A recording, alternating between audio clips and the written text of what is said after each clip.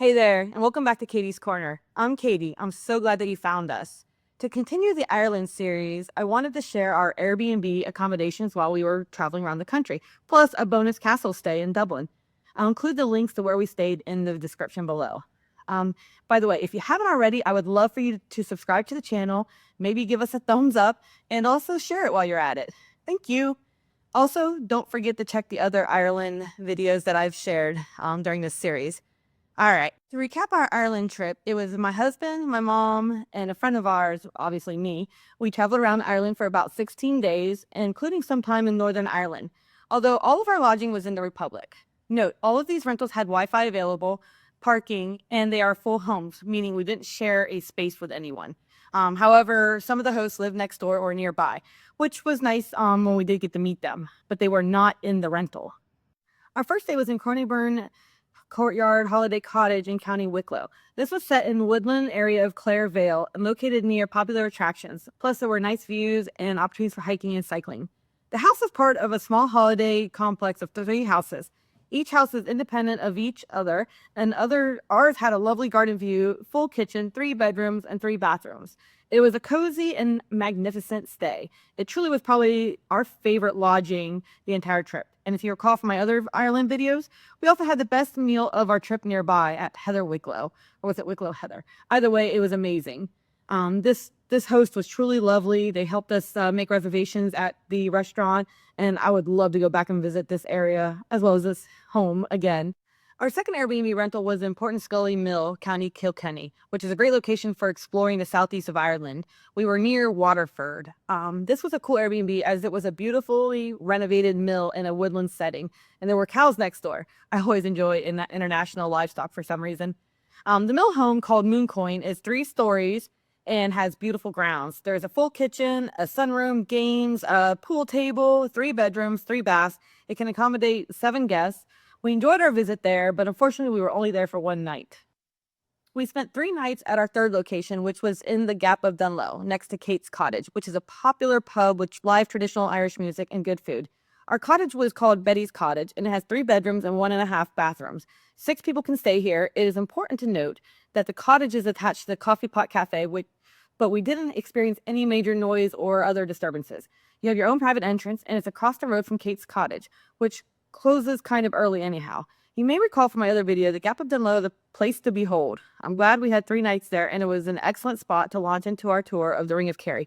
Our stay here was lovely, and everyone was very friendly. Our next place was in Dingle, which is a peninsula area, making it a cute coastal town. You can also carefully cruise a beautiful drive along the cliffs. We did a sheepdog demonstration while in this area as well. The accommodations themselves were nice. It was a townhouse, and while we didn't have any pets with us, they are dog friendly. We were close enough to restaurants, amenities, and the town, so it was a perfect place to be able to park and explore for a couple days. The home sleeps 6 people with 3 bedrooms and 2.5 baths, a full kitchen, and it was overall very comfortable. My mom really liked the Dingle area. Next, we stayed 2 nights at the shed in Cairn, which is the heart of the Burn. This is in County Clare. This was a 3-bedroom, 3-bath, very comfortable home, and it can sleep 7 people. The host was wonderful and took us on hikes in the afternoon if we were up for it, giving us history and general information. It is in the middle of the countryside and a nice location to tour the surrounding areas. We stayed here for 2 nights. We stayed 2 nights in Barna, which is near Galway. This townhouse had 3 bedrooms and 2.5 baths, and it was close to conveniences. We enjoyed a really cute traditional Irish pub that had a dog inside, which was not too far away. The home is located on the Wild Atlantic Way, so visiting Connemara was an easy day trip.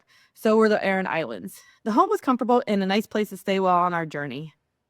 Our last Airbnb accommodations were in Donegal for 3 nights. Originally, we were going to stay 2 nights, then move over to Belfast, but we decided mid-trip to request an additional night here instead of going to Belfast.